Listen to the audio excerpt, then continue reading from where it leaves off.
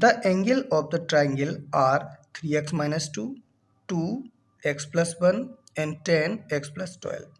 ये ट्राइंगल के तीन एंगल हैं, तीनों angle. Find the value of x, सबसे पहले हमें x की वैल्यू निकालनी है। And hence so that the triangle is an isosceles, और हमें ये भी शो करना है कि ट्राइंगल कैसा है, आइसोसेलेस है, यानी कि ट्राइंगल की दो साइड कैसी हैं, इक्वल है। देखो हम ये जानते हैं कि ट्राइंगल के तीनों एंगल का ऐड कितना होता है, 180।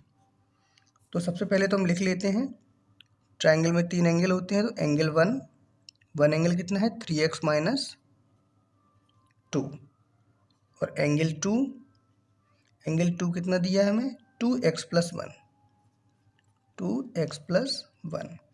अगला क्या दिया है एंगल 3, कितना दिया हुआ है 10x प्लस 12, ये दिया हुआ है। अब देखो, अब इसे सॉल्व करेंगे तो यहाँ पे लिखेंगे we know that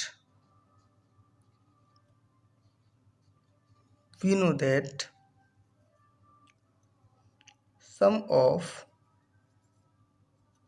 all angles of triangle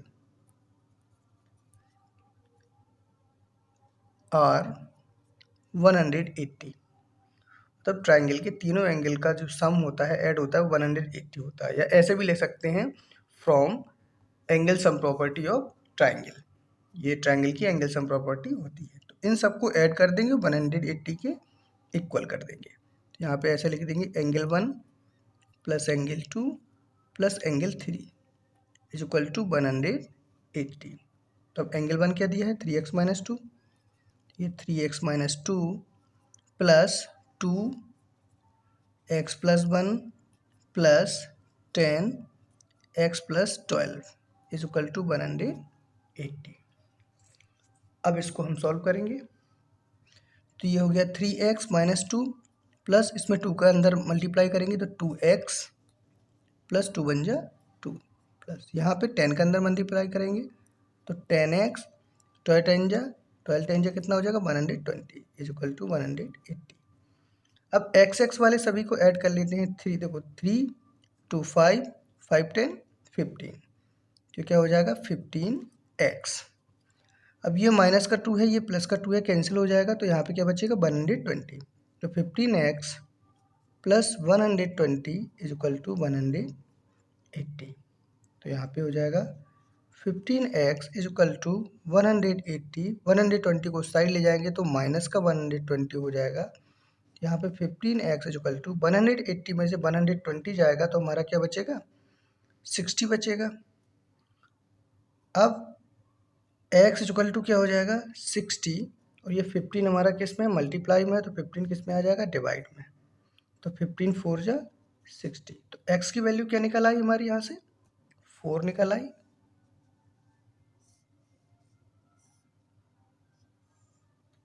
तो x इज इक्वल टू 4 निकला, उसने पूछा था x की वैल्यू, तो x की वैल्यू हमारी 4 आ गई। अब हमें सभी एंगल भी निकालने हैं। देखो angle 1 is equal to 3x minus 2, तो 3 इंटू एक्स की वैल्यू कितनी है 4 माइनस 2, तो यहाँ से ये क्या हो जाएगा 3 4 जा 12 माइनस 2, यानी कि आ जाएगा 12 में से 2 जाएगा तो कितना बचेगा 10, तो एक तो आ गई 10।